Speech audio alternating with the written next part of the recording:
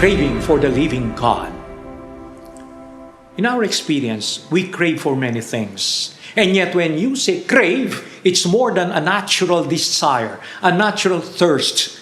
And normally we crave for material things, food, drink, or sometimes we miss many things we used to do before the pandemic. Craving, if you are used to traveling, you have many things, activities, you miss that. You crave, as it were. But don't forget the important craving that we should always attend to, craving for the living God. So, the psalm that we'll be reflecting is Psalm 42. My soul thirsts for the living God. As the deer yearns for the running streams, so my soul is thirsting for the living God. When shall I see the face of God? Lord, give me your light and your fidelity to accompany me to your holy mountain. So, my dear friends, what do we crave for in our life? As I said, it's important that we crave for the living God. Why do we have this natural craving if we are honest? St. Augustine tells us, our hearts are made for the Lord. They will be restless until they rest in God. So even Augustine, spent a lot of time craving for God, but he was trying to get it in other ways until he found it through the real way, that is, way of the Spirit.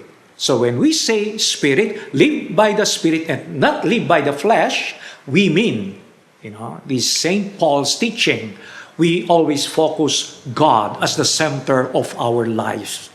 Whereas to live by the flesh is to remove God at the center of your life. And then in your craving, you will not really attain what you crave for. Your craving will turn into nothing. So let's try to give a concrete example. I met a good man, Joey Velasco, who was given some years to live because of his problem with his kidney. So he said, why should I go into despair? Of course, he had to struggle. And so he tried to develop his talent to paint. And he's famous for that beautiful Last Supper where the apostles are street children. And there's a subtitle. It's not just Last Supper. It says they also have Jesus. And you know what?